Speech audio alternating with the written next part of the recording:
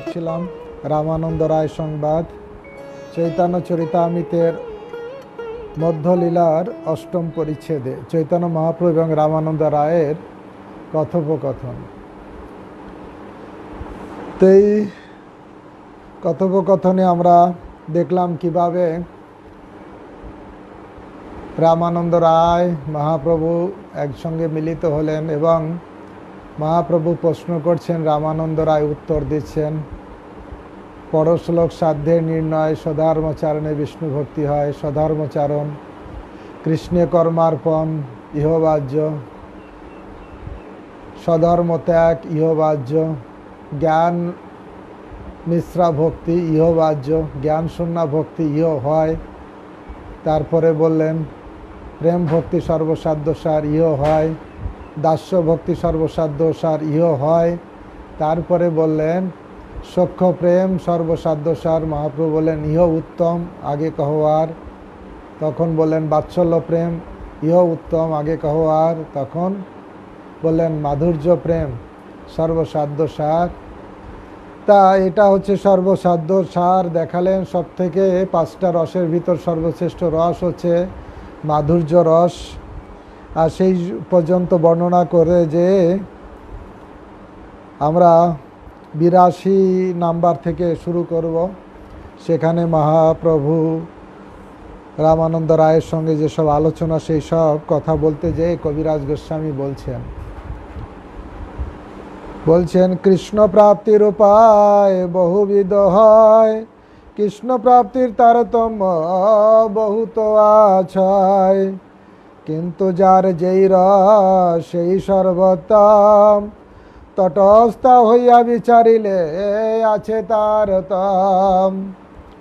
কৃষ্ণ প্রাপ্তির বহুবিধ উপায় আছে এবং কৃষ্ণ প্রাপ্তির বহুবিধ তারতম্য রয়েছেন, কিন্তু যার যেই রস সেইটি সর্বোত্তম। তটস্থ হয়ে বিচার করলে তার তারতম্য বোঝা যায়। তা আসলে যার যে ভক্তি সেটা হচ্ছে সর্বোত্তম,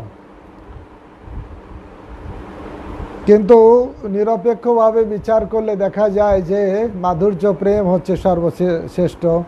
এই সম্পর্কে সুন্দর তাৎপর্য দিয়েছেন ছিল প্রভুপাদ। এই সব ব্যাখ্যা করতে যেয়ে বলছেন 84 নম্বর শ্লোক, যথোত্তমসৌ সাদ বিশেষল আশ্বপি রতির বাসনয়া সাধ্বি ভাসতে কাপি কশ্যপি। রূপ গোস্বামীর ভক্তি রসামৃত সিন্ধু থেকে বলা হয়েছে, রতি উত্তরোত্তর বৃদ্ধি পেয়ে বিভিন্ন স্তরে আস্বাদিত হয়, সেই রতি ক্রমে ক্রমে চরম স্তরে পরম আস্বাদনীয় মধুর রসরূপে প্রকাশিত হয়। পূর্ব রসের গুণ পর পরে হয়, 2-3 গণনে পঞ্চ পর্যন্ত বাড়ায়। গুণা পূর্ব রসের গুণ পরবর্তী রসগুলিতে বর্তমান, 2 তারপর 3 এইভাবে গণনা করে 5 পর্যন্ত। এক শান্ত রসে একটা গুণ, দাস্য রসে 2টো, সখ্য রসে 3টা, বাৎসল্য রসে 4টা, মাধুর্য রসে 5টা। তাহলে গুণ বেশি আছে মাধুর্য রসে।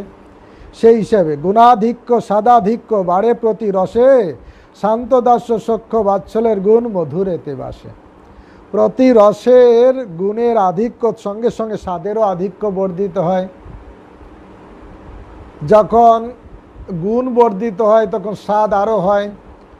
অনেক সময় দেখা যাবে বিভিন্ন আকাশ থেকে বাতাসে গুণ বেশি আছে, আকাশে একটা গুণ আছে, বাতাসে 2টো গুণ আছে, বাতাস থেকে আগুনে 3টে গুণ আছে, জলে 4টে গুণ আছে, মাটিতে 5টা গুণ আছে। ঠিক সেরকম মাটির ভিতরে সব কিছু আছে, ঠিক সেরকম 5টা গুণ। গুণাধিক্য সাদাধিক্য বাড়ে প্রতি রসে, শান্ত দাস্য সখ্যল্য বাৎসল্যের গুণ মধুরেতে বসে।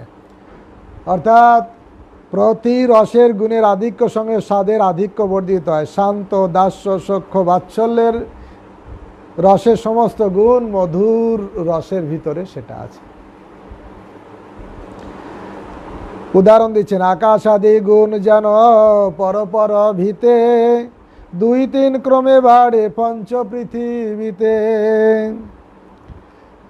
আকাশ, বায়ু, অগ্নি, জল এবং মাটি, এই পঞ্চ মহাভূতের গুণ যেমন 1 2 3 করে ক্রমে ক্রমে বর্ধিত হয়ে ভূমিতে যেরূপ 5টির গুণ পূর্ণরূপে দেখা যায়, ঠিক সেই রূপ। এরা মাটিতে 5টা গুণ আছে, আকাশে একটা গুণ আছে শব্দ,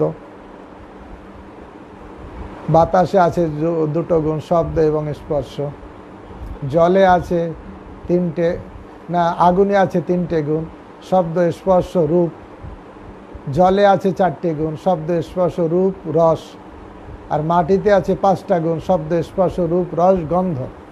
এইভাবে পরিপূর্ণ কৃষ্ণ প্রাপ্তি এই প্রেমা হইতে, এই প্রেমার বশ কৃষ্ণ কহে ভাগবতে। এই ভগবত প্রেম থেকেই, অর্থাৎ বিশেষ করে মাধুর্য প্রেম থেকেই পরিপূর্ণ কৃষ্ণের পাদপদ্ম লাভ করা যায়। মাধুর্য প্রেমে ভগবান কৃষ্ণ একেবারে বশীভূত হয়ে যান। সেই জন্য রাধা রানীকে বলা হয় মদন মোহন মোহিনী। কৃষ্ণের রূপ মদন মোহন, মদনকে মোহিত করেন, আমরা কালকে আলোচনা করেছিলাম। শিব মোহিত হয়েছে, ব্রহ্মা মোহিত হয়েছে মদনের দ্বারা, কিন্তু কৃষ্ণের দ্বারা মদনই মোহিত হয়ে গেছে। এই জন্য কৃষ্ণের নাম মদন মোহন, এত আকর্ষণীয় তার রূপ। কিন্তু এই মদন মোহন আবার আর একজনের প্রতি আকৃষ্ট হয়ে যান, তিনি হচ্ছেন রাধা রানী। তাই রাধা রানী কৃষ্ণকে বশীভূত করতে পারেন, সেটা হচ্ছে মাধুর্য প্রেম। এই ভগবত প্রেম থেকে, অর্থাৎ বিশেষ করে মাধুর্য প্রেম থেকে পূর্ণরূপে কৃষ্ণের পাদপদ্ম লাভ করা যায়। শ্রীকৃষ্ণ এই প্রেমের বশ, সেই কথা শ্রীমদ্ ভাগবতে বর্ণিত হয়েছে।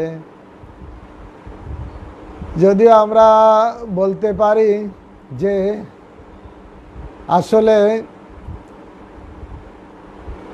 এই মাধুর্য প্রেম বা এর থেকে উন্নত প্রেমের কথা আলোচনা করার যোগ্যতা আমার নেই, তবুও যেহেতু চৈতন্য চরিতামৃতে আছে আমরা পড়ব,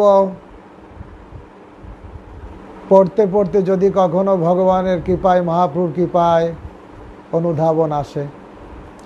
কারণ একটা কথা অনুসারে আমরা কিছুটা আশ্বাস পাই। কি আশ্বাস?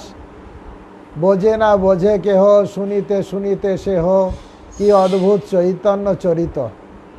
কবিরাজ গোস্বামী একটা আশ্বাস দিয়েছেন, না বোঝে কেহ, শুনিতে শুনিতে সেহ, কি অদ্ভুত চৈতন্য চরিত। এই অদ্ভুত চৈতন্য চরিত কিন্তু না বোঝুক, বুঝতে পারে, নাও বুঝতে পারে, কিন্তু যে শুনিতে শুনিতে সেহ, কি অদ্ভুত চৈতন্য চরিত। অদ্ভুত চৈতন্য কথা শুনতে শুনতে কি হবে? কৃষ্ণে উপজীবে রতি, জানিবে রসের রীতি। এই যে রসতত্ত্ব আমরা জানি না, না বিশেষ করে আমি জানি না, এর উপলব্ধি নেই। যদি একটু মুখস্থ বিদ্যা হয়তো কিছু হয়তো মুখস্থ বললাম, কিন্তু অনুধাবনটা আলাদা, তাই এটা আমার নেই। কিন্তু একটা ভরসাকে, কি শুনিতে শুনিতে সেহ, কি অদ্ভুত চৈতন্য চরিত, কৃষ্ণে উপজীবে রতি, জানিবে রসের রীতি। শুনতে শুনতে একটা লাভ হবে কি? কৃষ্ণের প্রতি অনুরাগ বর্তিত হবে এবং এই রসতত্ত্ব জানা যাবে, শুনতে শুনতে জানা যাবে। আর যদি কখনো শ্রবণ না করব তাহলে তো জানতে পারবো না। তাই সেই জন্য আমাদের শোনার অভ্যাস করে করে শুনতে শুনতে আমরা এটা অনুধাবন করতে পারবো। তাই পরিপূর্ণ কৃষ্ণ প্রাপ্তি এই প্রেমা হইতে, এই প্রেমার বশ কৃষ্ণ কহে ভাগবতে। ভাগবতে এই প্রেমের কথা বলছে, যে ভাগবতে এই প্রেমের দ্বারা, ভাগবতে বলা হয়েছে প্রেমের দ্বারা কৃষ্ণ বশীভূত।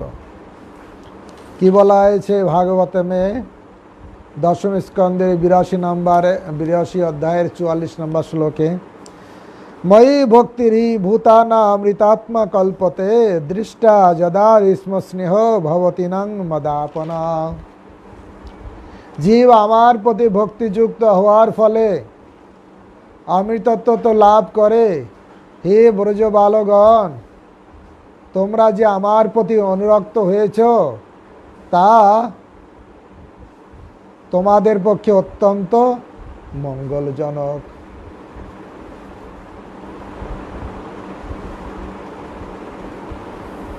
ভাগবতে বর্ণনা করা হয়েছে।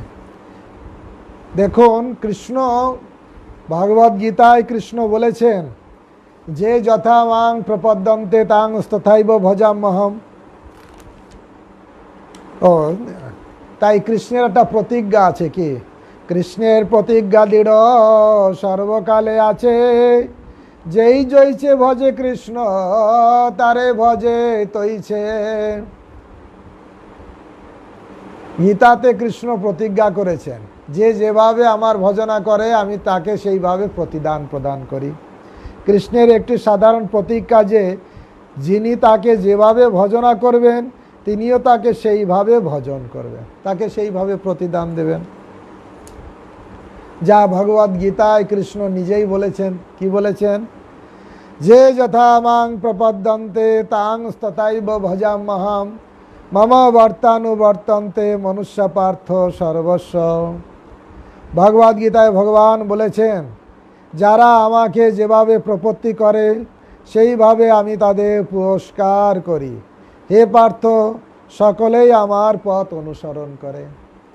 যে যেভাবে আমাকে ভজনা করে আমি সেইভাবে তাকে প্রতিদান করি। ভগবদ গীতায় কৃষ্ণ বলেছেন। কিন্তু যে যেমন ভজনা আমি তাকে সেইভাবে দেব, তাকে সেইভাবে প্রতিদান দেব কৃষ্ণ। কিন্তু এই মাধুর্য প্রেমের কাছে কৃষ্ণ প্রতিদান দেওয়ার ক্ষমতা হারিয়ে ফেলছেন। এই প্রেমার অনুরূপ পারে ভজিতে, অতএব ঋণী হয় কহে ভাগবতে। ভগবান প্রতিজ্ঞা করেছে যে যেভাবে ভজনা করবে আমি তাকে প্রতিদান দেব। কিন্তু ভাগবতমে বলছে, শ্রীমদ্ ভাগবতে দশম স্কন্ধের 32 নম্বরের 22 নম্বর শ্লোকে বলা হয়েছে মাধুর্য রসে যে কৃষ্ণ প্রেম তার প্রতিদান শ্রীকৃষ্ণ যথাযথভাবে দিতে পারেন না। তাই সেই ধরনের ভক্তদের কাছে ঋণী থেকে যান। ভগবান ঋণী থেকে যান। ভগবানকে যেভাবে সেবা করেছে ভগবান তার প্রতিদান দিতে পারলেন না। ভগবান ভাগবতে বলছে ভগবান ঋণী থেকে যান কোন ভক্তদের কাছে?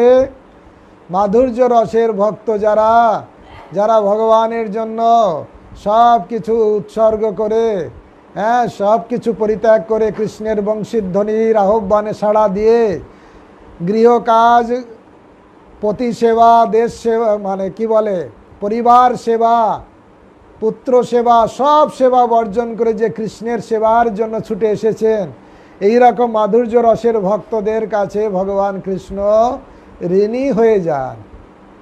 এই জন্য সব ভক্তি ভালো, কিন্তু মাধুর্য প্রেমের কাছে ভগবান এত ঋণী হয়ে যান তিনি ঋণ শোধন করতে পারেন না। তাই ভাগবতমে সেই শ্লোকে বলা হয়েছে না পারায়হং নিরবদ্ধ সংযুতাং সাধু কৃত বিবুধায় জামা ভজন দুর্জয় গোহ শৃঙ্খলা সংবৃশ্য তদ্দ প্রতিজাতু সাধুনাম। ভাগবতে ভগবান কৃষ্ণ নিজের মুখে সেই কথা স্বীকার করছেন। গোপীদের বলছে, হে গোপীগণ, আমার প্রতি তোমাদের নির্মল সেবা ঋণ আমি ব্রহ্মার আয়ুষ্কালের মধ্যেও পরিশোধ করতে পারবো না।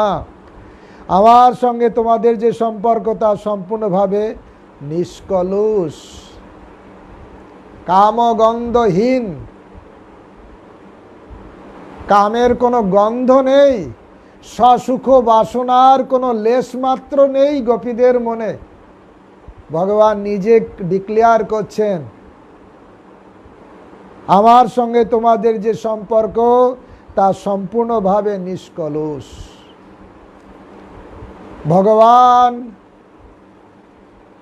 তিনি বিশুদ্ধ সত্যে অধিষ্ঠিত, তাই তার নাম বাসুদেব। বসুদেব নন্দন বলে বাসুদেব, আর বিশুদ্ধ সত্যে অধিষ্ঠিত বলে তার নাম বাসুদেব। তো এখানে ভগবান জানেন আসল কার ভিতরে কতটা বিশুদ্ধ ভাব হয়ে আছে। মনের কথা জানে গোরা, কেমনে ফাঁকি দিবে, সরল হলে গোরার শিক্ষায় আপনি বুঝিবে। মনের কথা জানে গোরা, কেমনে ফাঁকি দিবে, সরল হলে গোরার শিক্ষা আপনি বুঝিবে। কেউ যখন সরল হয় তখন সহজেই ভগবানের কথা বুঝতে পারে। তা ভক্তদের একটা যোগ্যতা হচ্ছে সরলতা। কৃষ্ণ ভাবনায়, কৃষ্ণের আহ্বানের জন্য সব কিছু পরিত্যাগ করতে রাজি। মানস দেহ গেহ যো কিছু মোর, ওর পিনু তুয়া পদে নন্দ কিশোর। মানস দেহ গেহ যো কিছু মোর, ওর পিনু তুয়া পদে নন্দ কিশোর। মান আমার মন, দেহ গেহ যা কিছু সব আমি তোমার চরণে দিলাম। তাই মাধুর্য রসের গোপীরা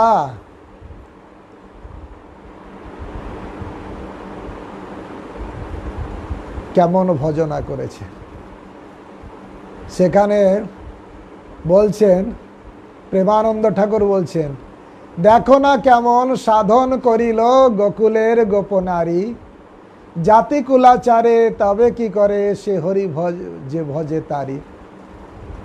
দেখো না কেমন সাধন করিল গোকুলের গোপনারী, যখন তার জাতিকুল সব কিছু পরিত্যাগ করে, সব কিছু দায় দায়িত্ব পরিত্যাগ করে কৃষ্ণের ভজন করেছেন। তাই শ্রীকৃষ্ণ ভজনে সবে অধিকারী, কুলের গর্ব নাই। কহে প্রেমানন্দ, যে করে গর্ব নিতান্ত মূর্খ ভাই। যে কেউ কৃষ্ণ ভক্তি যাজন করতে পারে। তাই ব্রজের গোপীরা কিভাবে সাধন করেছে, দেখো না কেমন সাধন করিল গোকুলের গোপনারী। তাই এখানে বলছে আমার সঙ্গে তোমাদের যে সম্পর্ক, ভগবান কৃষ্ণ গোপীদের বলছেন মাধুর্য, আমাদের সঙ্গে তোমার যে সম্পর্ক তা সম্পূর্ণ নিষ্কলুষ। তোমরা দুচ্ছেদ্য সংসার বন্ধ ছিন্ন করে আমার আরাধনা করেছ।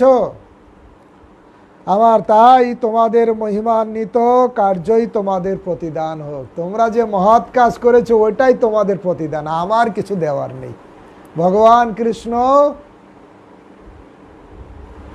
বলছে যে যেমন চায় আমি দিয়ে দিই, কিন্তু গোপীদের কাছে ফেল হয়ে গেছে।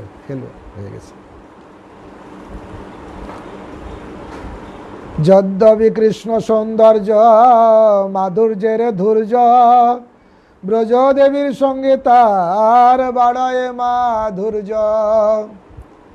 যদিও কৃষ্ণ তার নিজের ভিতর মাধুর্য আছে, কিন্তু ব্রজ গোপীদের কাছে তার মাধুর্য আরও বর্ধিত হয়ে যায়। যদিও কৃষ্ণের অসমর্থ সৌন্দর্য, তার মাধুর্যের পরাকাষ্ঠা, তবু ব্রজদেবীদের সঙ্গ হলে সেই মাধুর্য অনন্ত গুণে বৃদ্ধি হয়ে যায়, অনন্ত গুণে বেড়ে যায়। কেন? গোপীদের দেখে।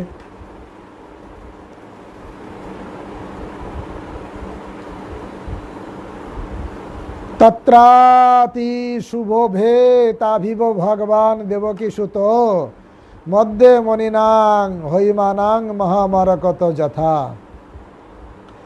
দেবকী সুত ভগবান সর্বসৌন্দর্যের সার হলেও ব্রজদেবীর সঙ্গে তিনি সুবর্ণ খচিত মনুষ্যের মধ্যে মহামরকতের মতন অতিশয় শোভা পেয়ে থাকেন।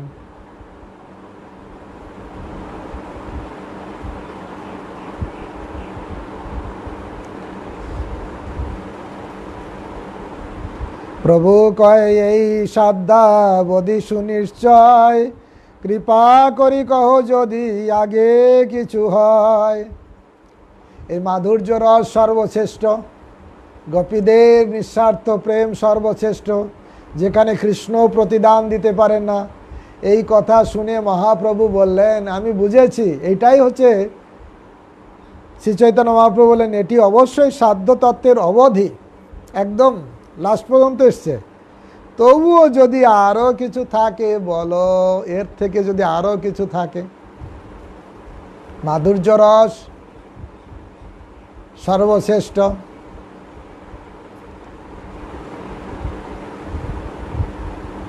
স্বধর্মাচরণ বাহ্য, কৃষ্ণে কর্মার্পণ বাহ্য, স্বধর্ম ত্যাগ বাহ্য, জ্ঞান মিশ্রা বাহ্য,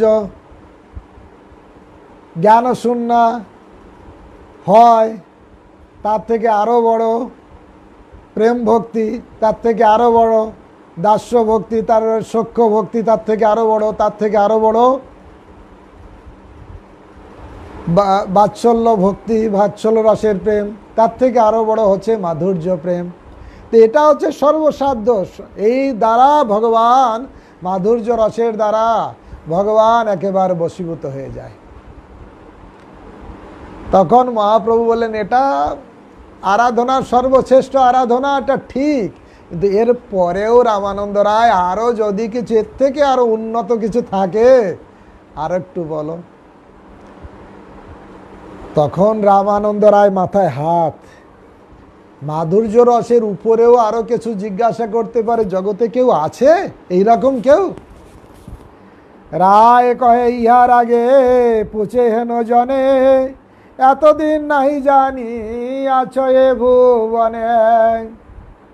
এতদিন আমি জানতাম না যে এর থেকে আগে কেউ জিজ্ঞাসা করতে পারে যে এই জগতে আছে, আমি জানতাম না। এবার দেখলাম যে মাধুর্য রসের প্রেমের উপরেও আবার কেউ জিজ্ঞাসা করছেন। মাধুর্য প্রেম সর্বশ্রেষ্ঠ, তার ভিতরে আবার এখন এর থেকে আরো উন্নত, যে রাধার প্রেম আরো কত উন্নত, সেইটা তত্ত্বটা বিশ্লেষণ করছেন। ইয়ার মধ্যে রাধার প্রেম সাধ্য শিরোমণি, যাহার মহিমা সর্ব শাস্ত্রেতে বা খানি। মাধুর্য প্রেম আছে, তার ভিতরে আবার রাধার প্রেম। রামানন্দ রায় বললেন, ব্রজ গোপিকাদের প্রেমের মধ্যে শ্রীকৃষ্ণের প্রতি শ্রীমতী রাধারানী প্রেম সাধ্য শিরোমণি, যার মহিমা সমস্ত শাস্ত্রে বর্ণনা করা হয়েছে। রায় কহে, ইয়ার আগে পুছে হেন জনে, এতদিন নাহি জানি আছো এ ভুবনে। ইয়ার মধ্যে রাধার প্রেম সাধ্য শিরোমণি, যাহার মহিমা সর্ব শাস্ত্রেতে বা খানি। রামানন্দ রায় বললেন, ব্রজ গোপিকাদের প্রেমের মধ্যে শ্রীকৃষ্ণের প্রতি শ্রীমতী রাধারানী প্রেম সাধ্য শিরোমণি, যার মহিমা সমস্ত শাস্ত্রে বর্ণনা করা হয়েছে। মাধুর্য প্রেম আছে ব্রজ গোপীরা, কিন্তু তার ভিতরে আবার রাধার প্রেমটা আরো উন্নত, সেটাকে এখন রামানন্দ রায় বিশ্লেষণ করছেন। যথা রাধা প্রিয় বিষ্ণু তৎসংকুণ্ড প্রিয়, তথা সর্বগোপীষু সেবক বিষ্ণুরন্তত বল্লভা। শ্রীমতী রাধা রানী যেমন শ্রীকৃষ্ণের প্রিয়া, তার কুণ্ড রাধাকুণ্ড কৃষ্ণের তেমনই প্রিয় স্থান। সমস্ত গোপীদের মধ্যে শ্রীমতী রাধারানী শ্রীকৃষ্ণের অত্যন্ত বল্লভা। মাধুর্য প্রেম গোপীরা করে, তার ভিতরে আবার রাধারানীর প্রেম সর্বশ্রেষ্ঠ। ভাগবতে বলছে, অনায়ারাধিত নূনং ভগবান হরিশ্বর, জন্য বিহায় গোবিন্দ প্রীত জামনময়ধর। ভগবান যখনই তার দ্বারা আরাধিত হয়েছেন, তাই তিনি গোবিন্দ তার প্রতি অত্যন্ত প্রীত হয়ে আমাদের সকলকে পরিত্যাগ করে তাকে এক নির্জন স্থানে নিয়ে গেছেন। এই শ্লোকে অনায়াদিত, থেকে রাধা নামটি উৎপত্তি, তার অর্থ হচ্ছে তার দ্বারা ভগবান আরাধিত হন। তাই আরাধনা কথা থেকে রাধা কথাটা এসেছে।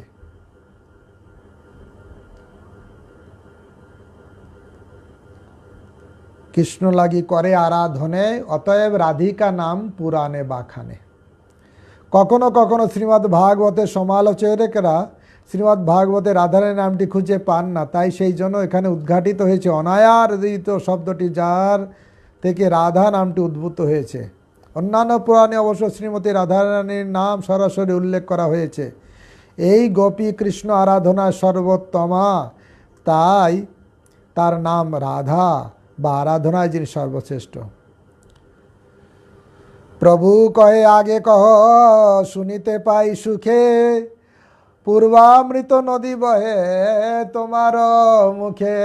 যখন রামানন্দ রায় রাধারানীর কথা, তার মাহাত্ম্যের কথা বর্ণনা করছেন, তখন মহাপ্রভু বলছে রামানন্দ রায় আরও বলো, আরও বলো, তোমার মুখ থেকে যেন অমৃত ধারা প্রবাহিত হচ্ছে, তুমি আরও বলো, আরও বলো, আমরা শুনি, আমি শুনি। চুরি করি রাধাকে নিল গোপীগণের ডরে, অন্যাপেক্ষা হইলে প্রেমের গাঢ়তা না স্ফুরে। রাসনৃত্যের সময় অন্যান্য গোপিকাদের উপস্থিত থাকায় শ্রীকৃষ্ণ শ্রীমতী রাধারানীর সঙ্গে প্রেম বিনিময় করেননি, কেননা অন্যের অপেক্ষা থাকায় তাদের প্রেমের গাঢ়তা প্রকাশিত হয়নি, তাই তিনি তাকে চুরি করে নিয়ে গেছিলেন। সব গোপীরা আছে, তার ভিতরে রাধারানী আছে, সেই রকম প্রেমের বিনিময় সবার সঙ্গে হয়নি। তাই সমস্ত গোপীদের, তারা তো মাধুর্য রসের ভক্ত, তাদের ত্যাগ করে শুধু এক রাধারানীকে নিয়ে গেছেন। তাহলে রাধারানীর সঙ্গে কৃষ্ণের প্রেমের সম্পর্কটা কত উন্নত। শত কোটি গোপী যেখানে, রাধা লাগি গোপীরে যদি সাক্ষাৎ করে ত্যাগ, রায় তবে জানি রাধা কৃষ্ণের গাঢ় অনুরাগ। এখানে রাধারানীর জন্য সমস্ত গোপীদের ত্যাগ করে কৃষ্ণ যখন শুধু রাধারানীকে নিয়ে চলে গেছেন, এর থেকে বোঝা যায় যে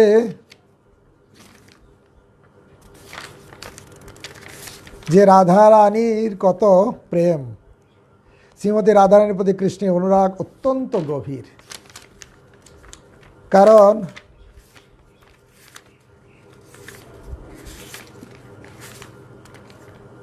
ভক্তিবিনোদ ঠাকুর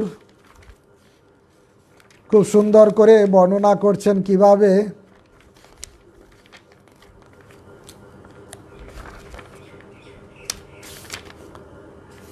সমস্ত গোপীদের থেকে রাধারানী শ্রেষ্ঠতা।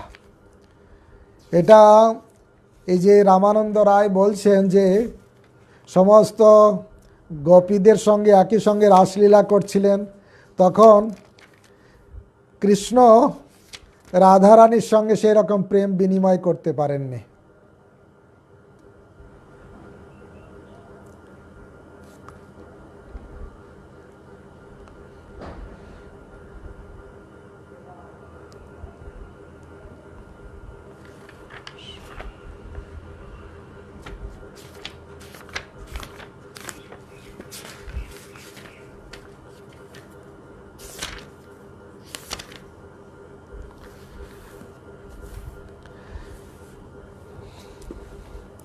রাধা লাগি গোপীরে যদি সাক্ষাৎ করে ত্যাগ, তবে জানি রাধা কৃষ্ণের গাঢ় অনুরাগ।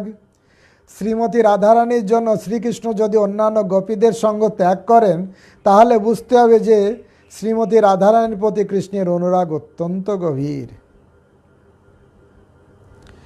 রায় কহে তবে শুনো প্রেমের মহিমা, ত্রিজগতে রাধা প্রেমের নাহি কয় উপমা। রামানন্দ রায় বলেন, তাহলে শ্রীমতী রাধারানী প্রেমের মহিমা শ্রবণ করুন। ত্রিজগতে রাধারানী প্রেমের উপমা নেই। গোপীগণে রাস নৃত্য মণ্ডলী ছাড়িয়া, রাধা চাহি বনে ফিরে বিলাপ করিয়া।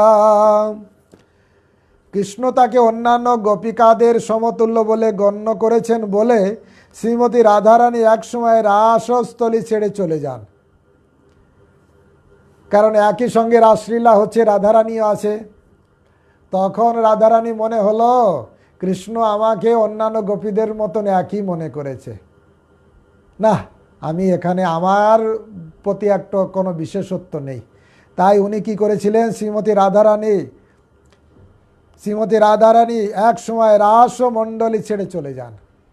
তখন কি হয়েছিল, তখন শ্রীমতী রাধারানী বিরহে অত্যন্ত বিষণ্ণ হয়ে শ্রীকৃষ্ণ বিলাপ করতে করতে বনে বনে তার অন্বেষণ করেছেন। কার? রাধারানীর অন্বেষণ। অথচ শতকোটি গোপী আছে, কিন্তু কে কৃষ্ণের মন ভরাতে পারল না গোপীরা। তিনি এক রাধারানীর জন্য ছুটছে। কোথায় রাধারানী? যা ভাগবতে বলছেন, কংসারী রূপ সংসার বাসনা শৃঙ্খলাম রাধা মাধব হৃদয়া তজ্জাজ ব্রজ সুন্দরী। কংসারী কৃষ্ণ রাসলীলার আনন্দ উৎসবে শ্রীমতী রাধারানীকে হৃদয় নিয়ে অন্যান্য ব্রজ সুন্দরীদের ত্যাগ করেছিলেন, কেননা তিনি হচ্ছেন ভগবানের সার অনুভবের প্রধান সহায়িকা। এখানে সেইটাই কথায় ভক্তিবিনোদ ঠাকুর বলছেন, শতকোটি গোপী মাধব মন রাখিতে নারিল করি যতন। শতকোটি গোপী, এক দুইজন নারী নয়, শতকোটি গোপী রাধা কৃষ্ণকে খুশি করতে পারল না। এই জগতের মানুষ কি বুঝবে? শতকোটি গোপী মাধব মন রাখিতে নারিল করি যতন। বেণুগীতে ডাকে রাধিকা নাম এসো এসো রাধে ডাকয়ে শ্যাম। যখন রাসস্থলী থেকে রাধারানী চলে গেলেন যে অন্যান্য গোপীদের সঙ্গে আমাকে একই সময় সমপর্যায়ভুক্ত করেছে কৃষ্ণ, না থাকবো না।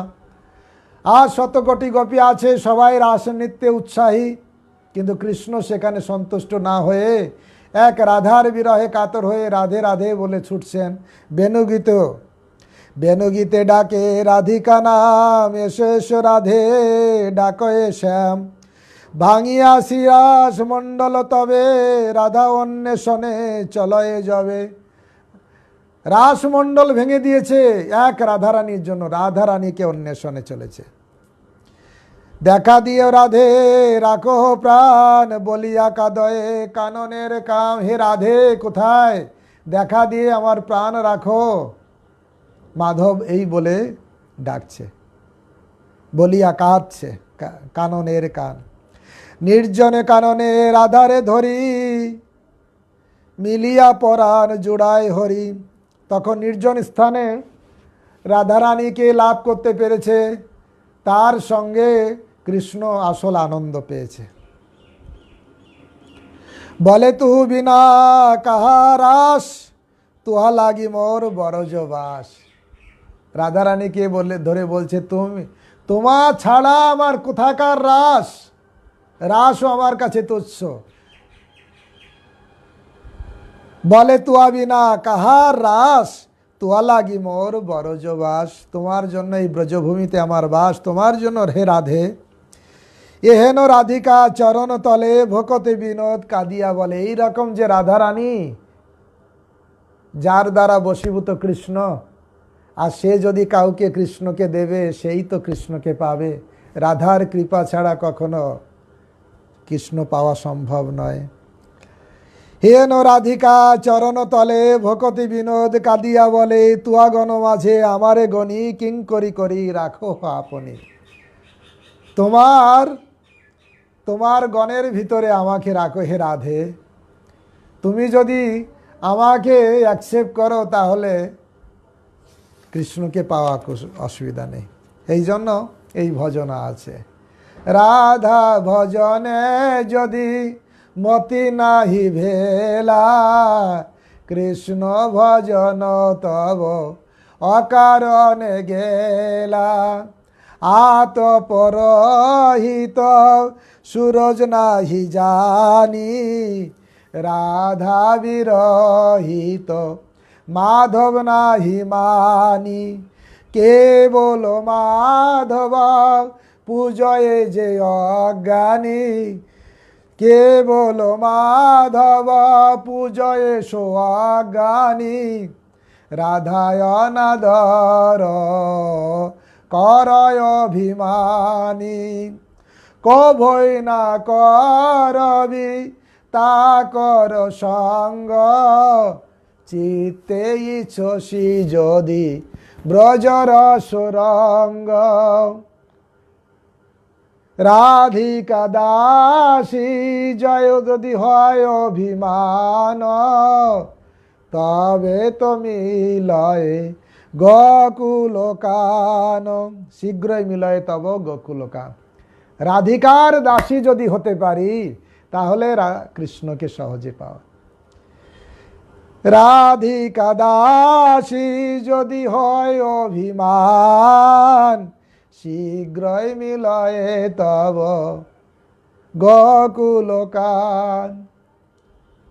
ব্রহ্মা শিব নারদ শ্রুতি নারায়ণী, রাধিকা পদ রজ মা পূজয়ে মানি। কারা? ব্রহ্মা শিব নারদ শ্রুতি নারায়ণী সবাই রাধিকার পদরজ প্রার্থনা করে, কারণ রাধিকা ছাড়া কৃষ্ণকে মিলবে না। উমা রমা সত্তা শচী চন্দ্রা রুক্মিণী, রাধায় অবতার সবে আমনায় বাণী। বেদে কি বলা হয়েছে? উমা রম্মা সত্তা শচী চন্দ্রা রুক্মিণী, রাধা অবতার সব আমনায় বাণী। কৃষ্ণ থেকে যেমন মৎস্য কুর্ম বরাহ অসংখ্য অবতার আছে, রাধারানী থেকে কারা কারা? উমা রমা সত্তা শচী চন্দ্রা রুক্মিণী, সব মহিষীরা সব রাধারানী থেকে এসেছে, গোপীরা সব রাধারানী থেকে এসেছে সবাই।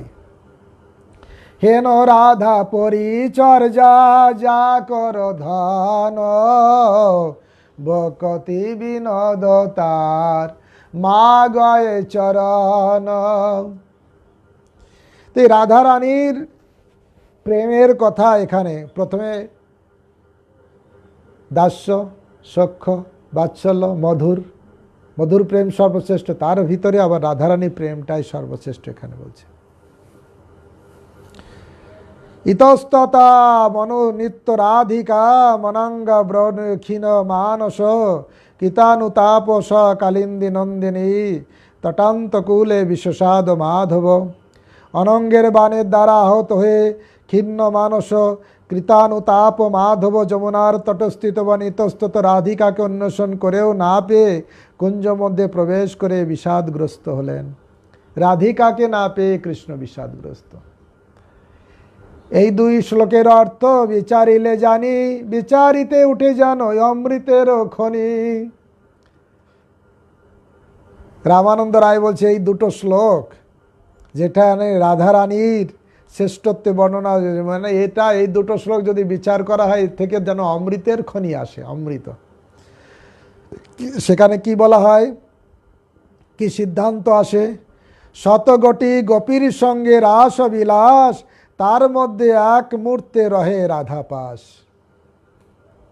শ্রীকৃষ্ণ যদিও শতকোটি গোপীদের সঙ্গে রাস নৃত্য বিলাস করছিলেন, কিন্তু তাদের মধ্যে এক মুহূর্তে তিনি শ্রীমতী রাধারানীর সঙ্গে তাদের মাঝখানে বিরাজ করছিলেন,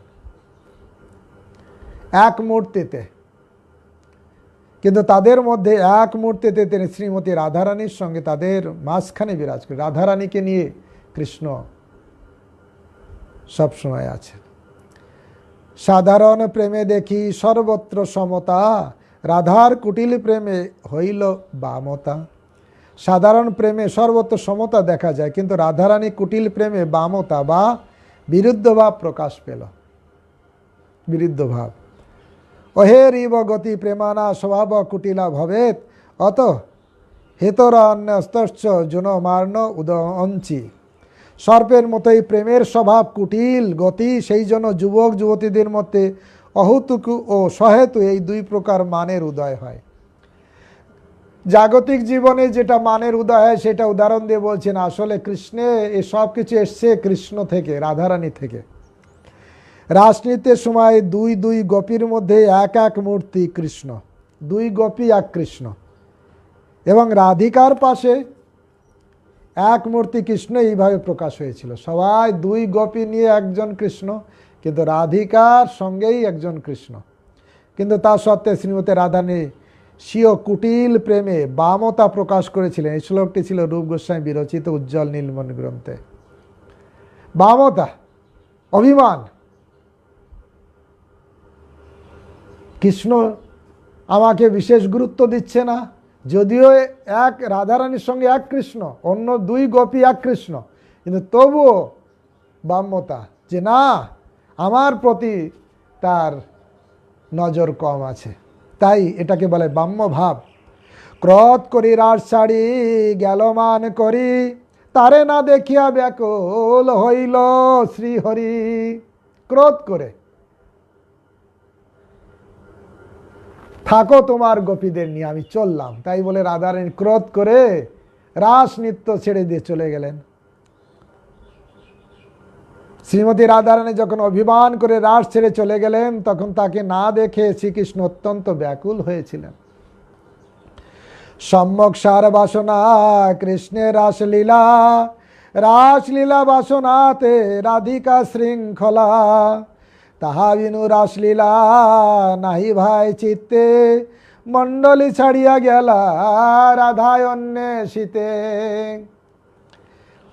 শ্রীকৃষ্ণের বাসনা পরিপূর্ণ এবং তার বাসনার সারভূত প্রকাশ হচ্ছে রাসলীলা, এবং সেই রাসলীলার বাসনাতে শ্রীমতী রাধারানী হচ্ছেন সংযোগ স্থাপনকারী শৃঙ্খলা।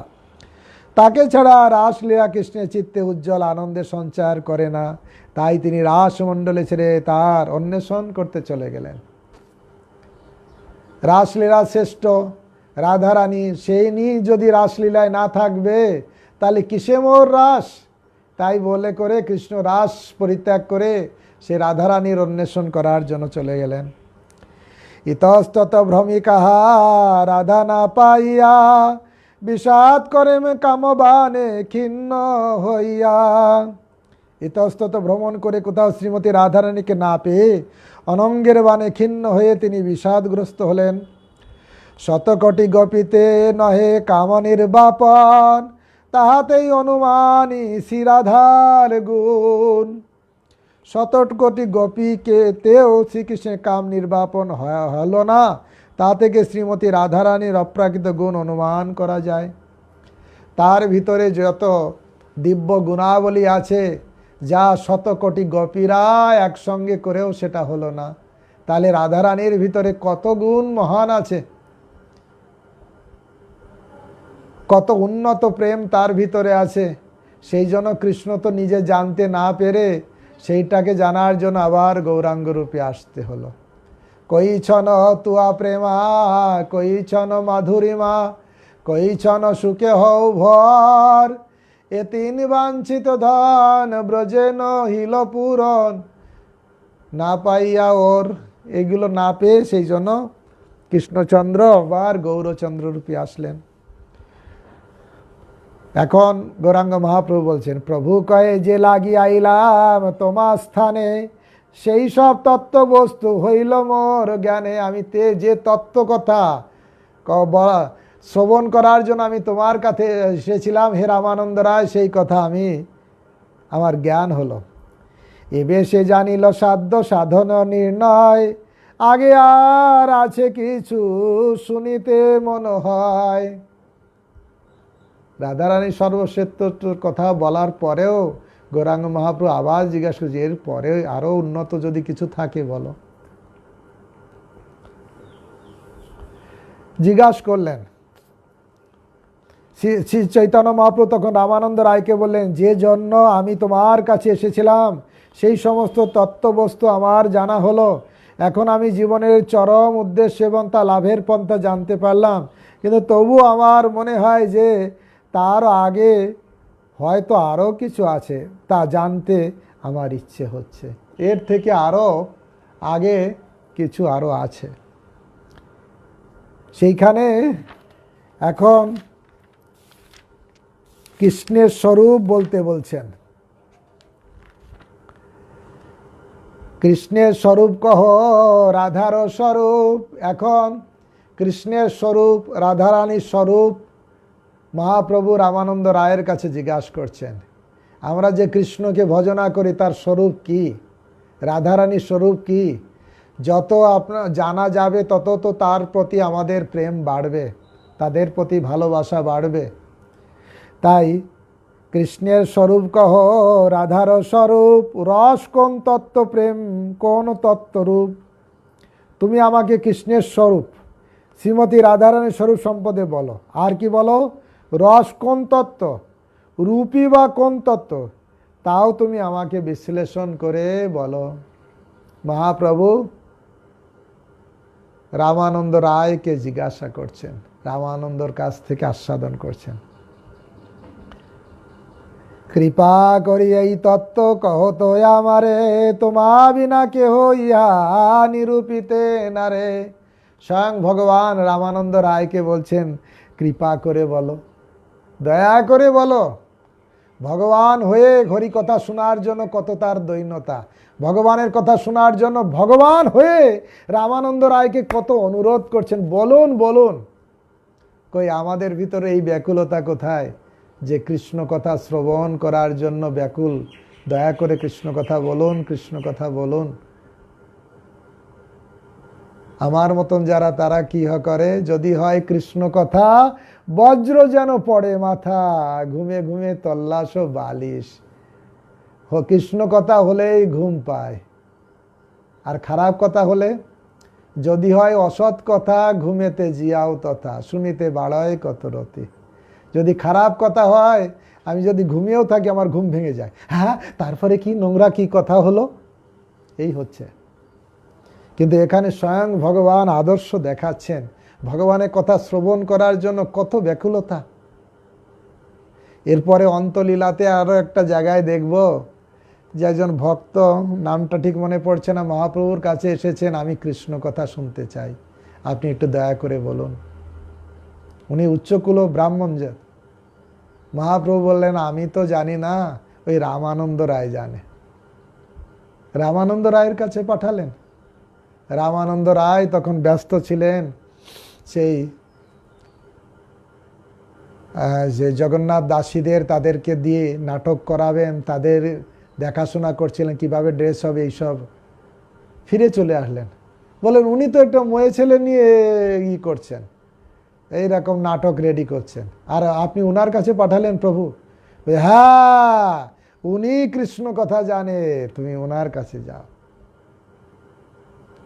আবারও গেলেন, কৃষ্ণ কথা যখন রামানন্দ রায়ের কাছে শুনলেন, মহাপ্রভুকে এসে বললেন, প্রভু ধন্যবাদ, আপনি এমন একজনের কাছে পাঠালেন সত্যিকারে কৃষ্ণ কথা। তা রসিক ভক্ত রামানন্দ রায়। মহাপ্রভু এখানে নিজে বলছেন, কৃপা করি এই তত্ত্ব কহ তো আমারে, তোমা বিনা কেহ ইহা নিরূপিতে নারে। কৃপা করে এই তত্ত্ব তুমি আমাকে শোনাও, তুমি ছাড়া আর কেউ এই তত্ত্ব নিরূপণ করতে সক্ষম নয়, তুমি ছাড়া কেউ বলতে পারবে না এই তত্ত্ব, এই গূঢ় তত্ত্ব। কৃপা করে এই তত্ত্ব তুমি আমাকে শোনাও, তুমি ছাড়া আর কেউ এই তত্ত্ব নিরূপণ করতে সক্ষম নয়। রায় কয়ে, ইয়া আমি কিছুই না জানি, তুমি যেই কও সেই কহিয়া আমি বাণী।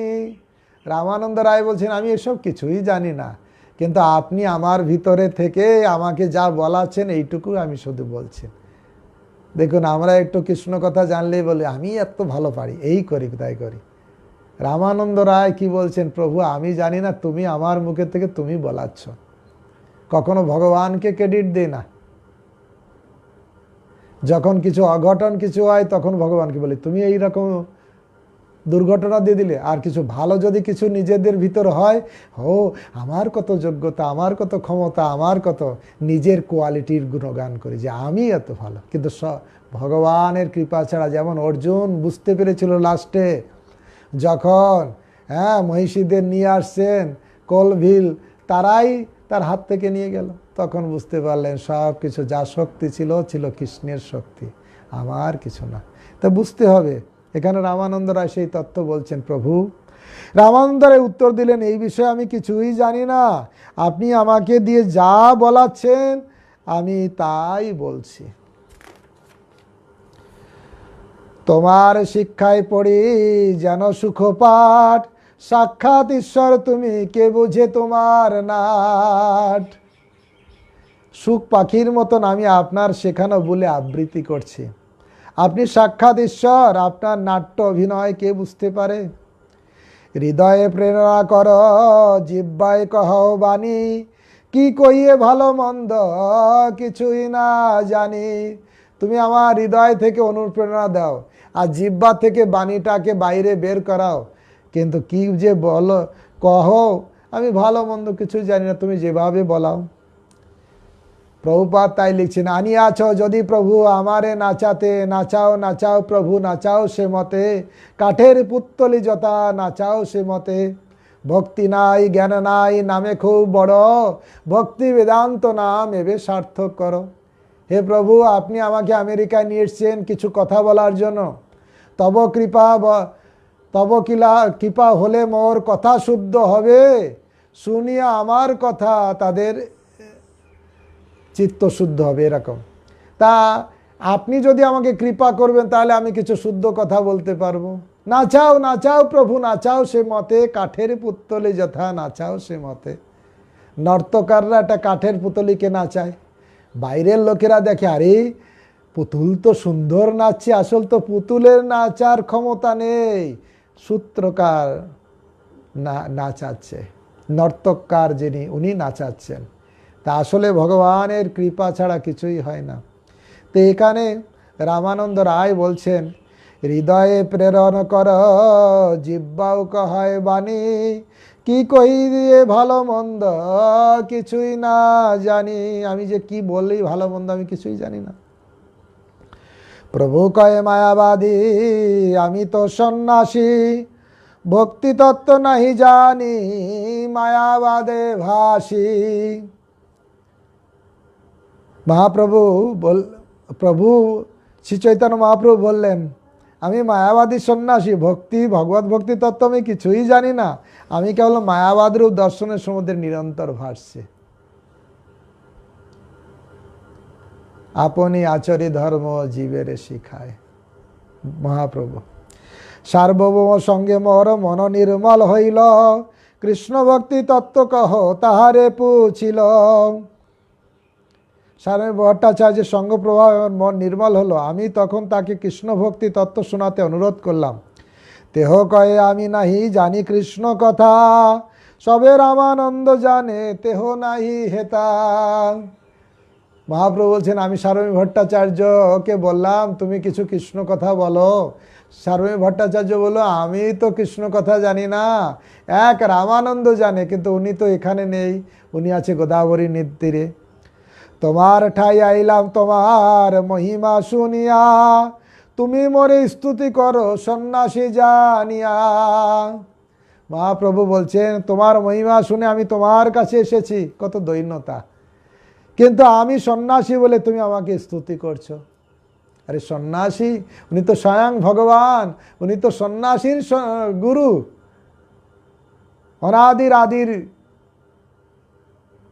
অনাদির আদির কৃষ্ণ, সর্বকারণ কারণম, তিনিই তো।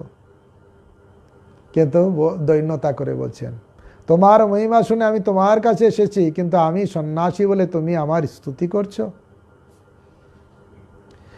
শিল ভক্তিনাথ ঠাকুর এই সম্পর্কে বলেছেন, অপ্রাকৃত কৃষ্ণ প্রেম ধনে ধনী, গুরু বৈষ্ণবের কাছে জড় সম্পদের মূল্য নিতান্ত তুচ্ছ। জড় জগতের টাকা পয়সা ধন দৌলত সাধু গুরু বৈষ্ণবের কাছে একেবারে তুচ্ছাতি তুচ্ছ। তুচ্ছ বলে গুরু বৈষ্ণবের কাছে ওই সমস্ত বিষয়ে মদের দম্ভ প্রদর্শন করা কখনোই উচিত নয়। আমি খুব ধনী, আমি খুব উচ্চ শিক্ষিত, সাধুর কাছে যে কখনো এই অহংকার দেখানো উচিত নয়, আমি খুব বড় শাস্ত্রজ্ঞ, আমি শাস্ত্র অনেক জানি। মহাপ্রভু আদর্শ স্থাপন করে দিয়েছে।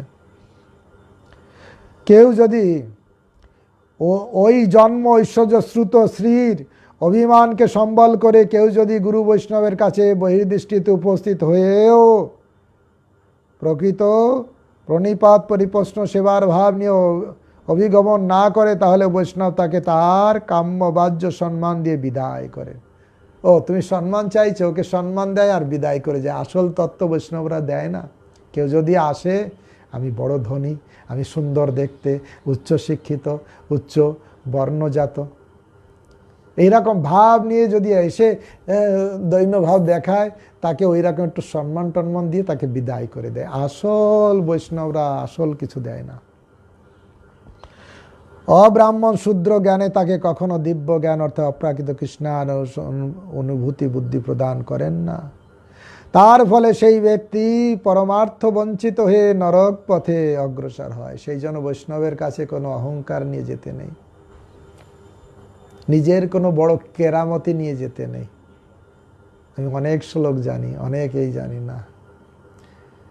এখানে বলছেন, মহাপ্রভু বলছেন, কিবা বিপ্র কিবা ন্যাসী শূদ্র কেনে নয়, যেই কৃষ্ণ তত্ত্ববেত্তা সেই গুরু হয়।